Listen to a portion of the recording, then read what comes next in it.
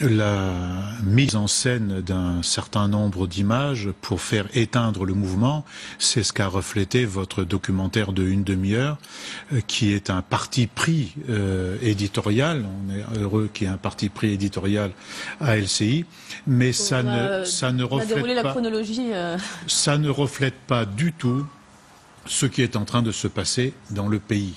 Parce que dans le pays, il continue d'y avoir des ronds-points quand on ne leur enlève pas les chars et la matraque, et ce fond de mécontentement, très peu, ce fond de mécontentement extrêmement profond, lui, il perdure et il risque de perdurer.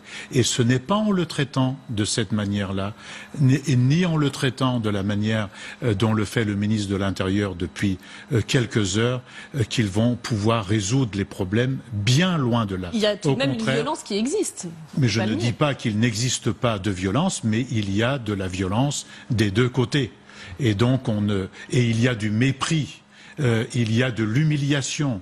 Et dès qu'il y a un peu de calme, on continue de parler aux gens comme à des enfants, comme l'a fait le président du groupe de la majorité présidentielle il y a quelques jours de cela, en disant que eux, ils étaient trop intelligents et ils n'étaient pas capables d'expliquer aux gens pourquoi ils vivaient dans la misère et qu'ils continuent de vivre dans la misère pendant que d'autres accumulent des masses d'argent sur leur compte en banque et même le font partir via l'évasion fiscale. C'est cela qu'une majorité de nos concitoyens ne supportent plus aujourd'hui, qu'ils soient dans l'action d'ailleurs ou qu'ils n'y soient pas. Qu'est-ce que vous dites face à ces images? Parce que, évidemment, ces images existent. Non mais ça, si vous voulez faire un débat d'entonnoir, moi je ne dis pas, et moi je n'ai jamais agressé un policier de ma vie, et je ne le ferai jamais. Et je ne dis pas que c'est une bonne méthode de lutte que d'agresser quelques policiers que ce soit. Est-ce que ça brouille pas le message? Encore qu'il faudra, sur ces événements-là,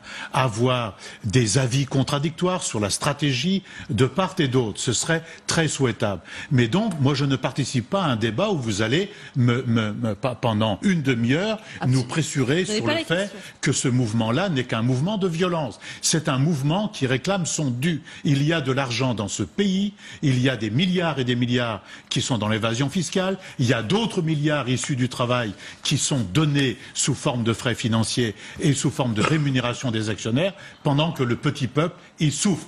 Celle qui est infirmière, celui qui est pompier, celui qui est garagiste, celui qui est paysan, celui qui est ouvrier de la métallurgie, qui n'arrive pas à terminer les deux bouts aujourd'hui, il subit aussi une grande violence dont on parle très peu.